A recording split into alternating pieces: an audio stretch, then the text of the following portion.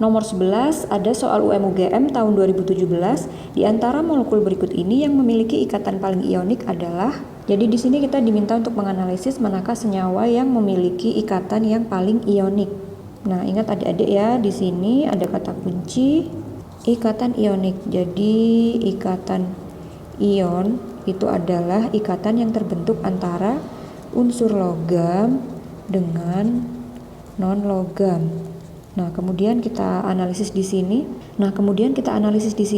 Manakah unsur-unsur yang terbentuk dari unsur logam dengan non-logam. Untuk pilihan A, di sini atom H non-logam, N non-logam, kemudian F non-logam. Maka A tidak mungkin ya, bukan jawabannya. Kemudian H2CO3, H ini non-logam, C juga non-logam, O juga non-logam. Kemudian N dan H ini juga merupakan unsur-unsur non-logam. Kemudian untuk Ca dan Cl, nah ini Ca ini terletak di golongan 2A. Kemudian Cl terletak di golongan halogen ya, yaitu golongan 7A. Maka ikatan yang terbentuk dari senyawa CaCl2 ini adalah ikatan ion. Otomatis jawabannya hanyalah yang D. Karena pada pilihan A, B, C, dan E ini adalah senyawa-senyawa yang terbentuk dari unsur non-logam dengan non-logam yang berikatan secara kovalen.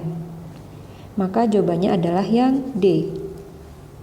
Kemudian selanjutnya nomor 12, di sini ada soal UM-UGM tahun 2018. Unsur yang dapat membentuk oksida logam yang lebih bersifat ionik adalah. Jadi di sini kita diminta untuk menganalisis manakah unsur yang dapat membentuk oksida logam yang bersifat ionik. Jadi ingat, tadi di nomor sebelumnya kita sudah membahas apa itu ikatan ionik.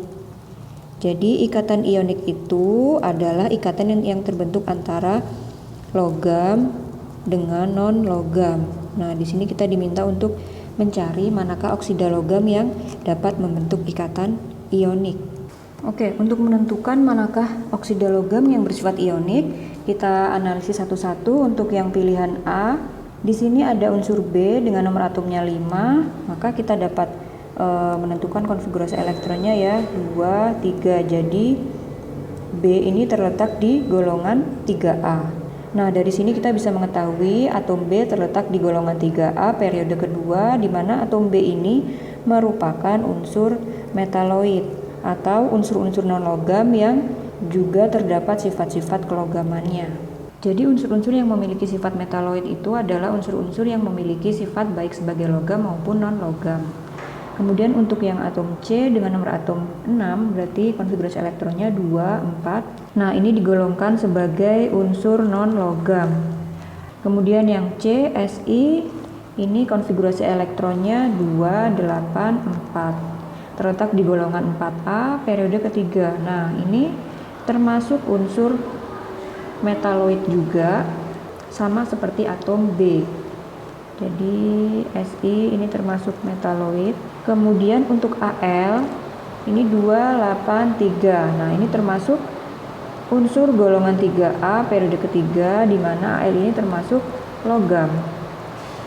Dan yang P 285 termasuk golongan 5A periode ketiga, maka termasuk unsur non-logam. Nah, jadi bisa kita simpulkan unsur yang membentuk oksida logam yang lebih bersifat ionik adalah yang D, aluminium. Untuk soal nomor 13, ini ada soal UM-UGM tahun 2019. Jumlah pasangan elektron ikat dan pasangan elektron bebas yang dimiliki oleh Xe atau xenon pada senyawa xenon F4 masing-masing adalah.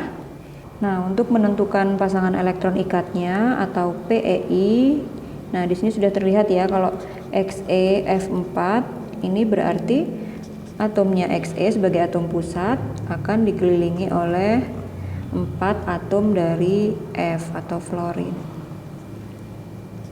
Nah, kemudian di sini ada elektron bebas dari xenon. Karena ingat xenon itu adalah golongan gas mulia.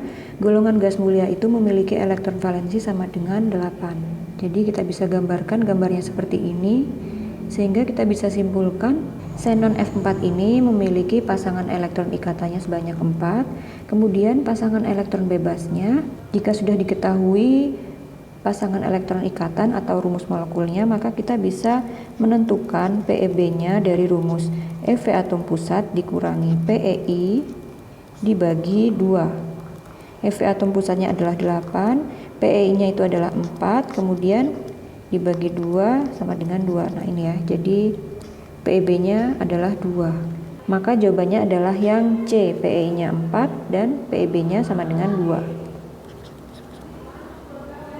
Soal UMGM tahun 2019, unsur X memiliki nomor atom 19. Pernyataan berikut yang benar adalah mengenai unsur X. Untuk pernyataan yang pertama, unsur X termasuk logam. Nah, untuk menentukan apakah suatu unsur itu termasuk logam atau tidak, maka kita harus menentukan konfigurasi elektronnya dulu untuk mengetahui elektron valensi dari atom tersebut.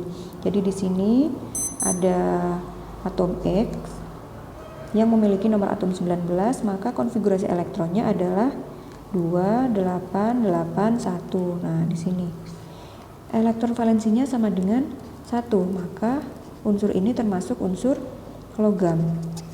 Jadi pada umumnya jika elektron valensinya itu sama dengan 1, 2, ini unsur-unsur tersebut termasuk logam.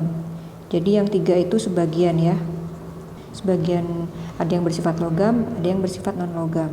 Tinggal nanti adik-adik sering-sering latihan soal agar terbiasa dalam menentukan suatu unsur itu termasuk logam atau non logam. Kemudian jika EV-nya lebih dari 3 ya, di sini kakak tuliskan, maka unsur tersebut termasuk yang non logam. Oke, jadi ingat ya adik-adik ya, untuk yang elektron valensi 3 ini nanti dia unsur-unsurnya tidak logam semua, tapi ada sebagian yang bersifat logam, ada yang bersifat non logam. Oke, kembali kita ke sini. Pernyataan yang pertama, unsur X termasuk logam, ini benar.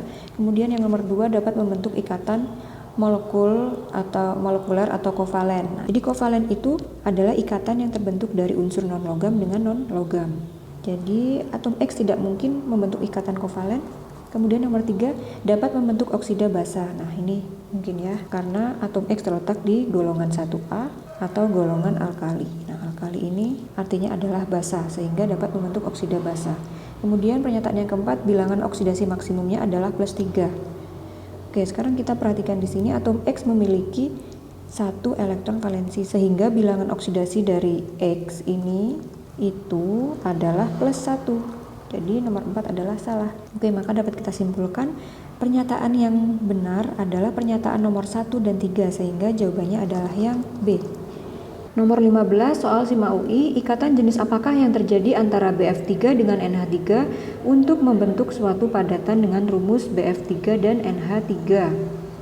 Nah, di sini molekul BF3 akan bersenyawa atau berikatan dengan NH3. Ingat ya adik-adik ya, N ini memiliki atau terletak di golongan 5A yang memiliki elektron valensi sama dengan 5. Jadi untuk membentuk senyawa BF3NH3 maka ikatannya seperti ini.